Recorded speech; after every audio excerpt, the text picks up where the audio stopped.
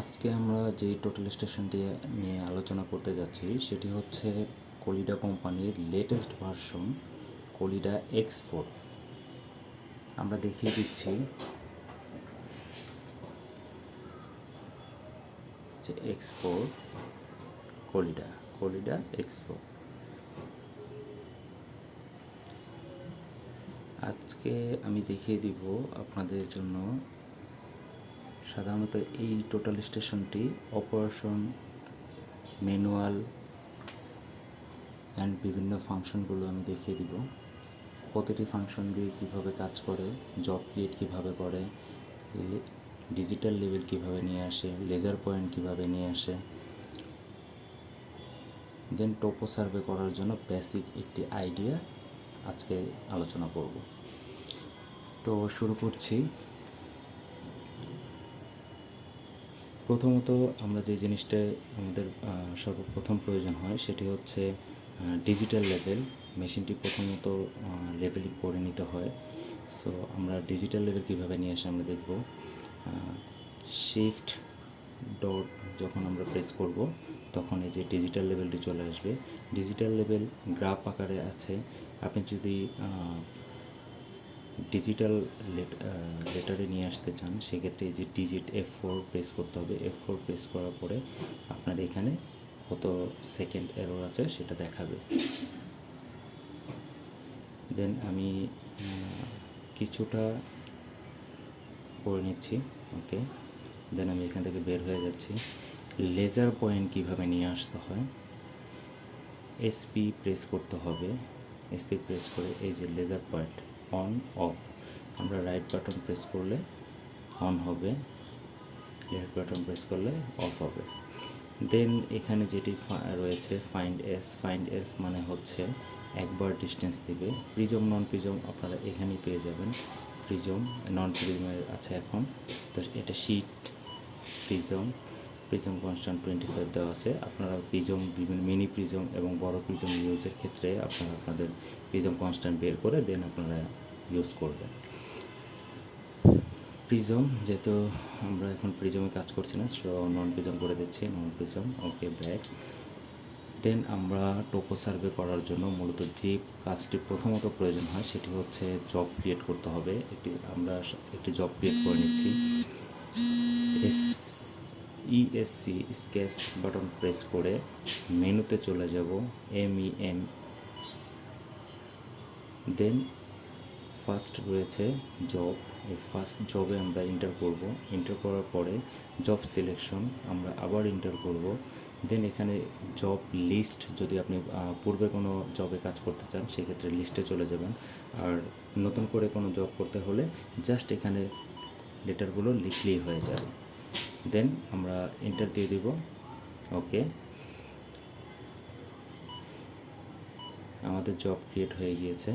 ওকে, দেন আমরা এখান থেকে বের হয়ে আমরা একটি কোঅর্ডিনেটের মাধ্যমে আমরা একটি টোপো সার্ভে কীভাবে করে জাস্ট আমরা সেই আইডিয়াটি আজকে নিব।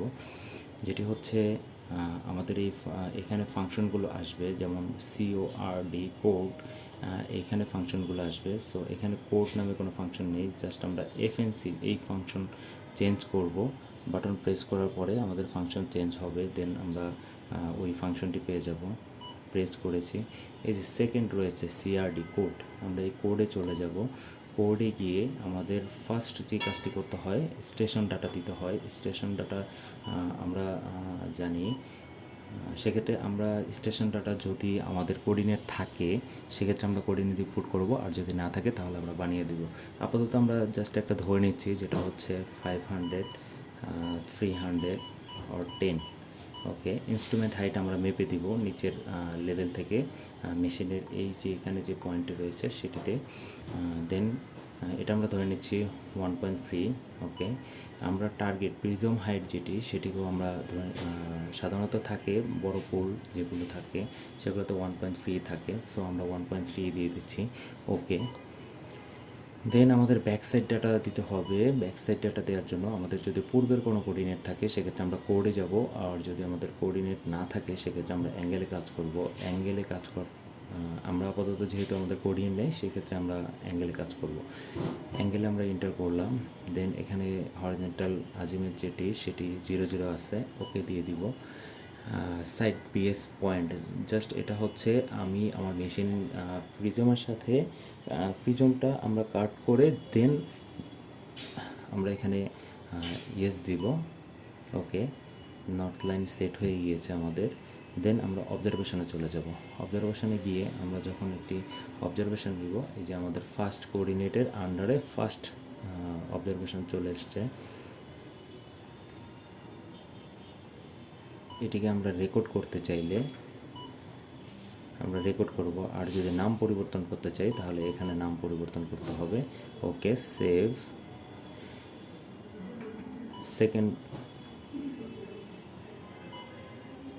সেকেন্ড ডাটা আমরা রেকর্ড করব, এই যে 3 নম্বর হয়ে গিয়েছে। সো কোড হচ্ছে আমরা চেঞ্জ করে দিচ্ছি। ওকে, সেভ। দেন আমরা আরেকটি পয়েন্ট নেব, আরেকটি পয়েন্ট চলে এসছে। দেন আমরা এখন এটাকে সেভ করব। ওকে, সেভ। এরপরে যে কাজটি প্রয়োজন হয়, আমাদের একটি স্টেশনটি থেকে আরেকটি স্টেশনে আমাদের মেশিন পরিবর্তন করতে হয়। সেই ক্ষেত্রে আমাদের কাজের সুবিধার্থে আমাদের ব্যাক চেক করতে হয়। সো আমি ব্যাক চেকটা সাধারণত একটু মূলত দেখিয়ে দিচ্ছি। এখান থেকে বের হয়ে আপনি মেশিন যেখানে সেকেন্ড পজিশন থাকবে, লাস্ট যে ডিস্টেন্সটি নেওয়া হবে কোঅর্ডিনেটের আন্ডারে, সেই কোঅর্ডিনেটটি আমরা চাইলে লিখে রাখতে পারি। আমরা সেটি লিখে রাখবো এবং লিখে রেখে সেইখানে মেশিনটি বসিয়ে, আমি আপাতত জাস্ট দেখানোর জন্য আমি এক জায়গায় বসিয়ে করতেছি। আপনারা মেশিন চেঞ্জ করে তারপরে দেন ওইখানে পয়েন্টে বসিয়ে কোডে যাবেন। কোডে গিয়ে স্টেশন ডাটা দিবেন। স্টেশন ডাটা যেমন আমাদের লাস্ট কোঅর্ডিনেট ছিল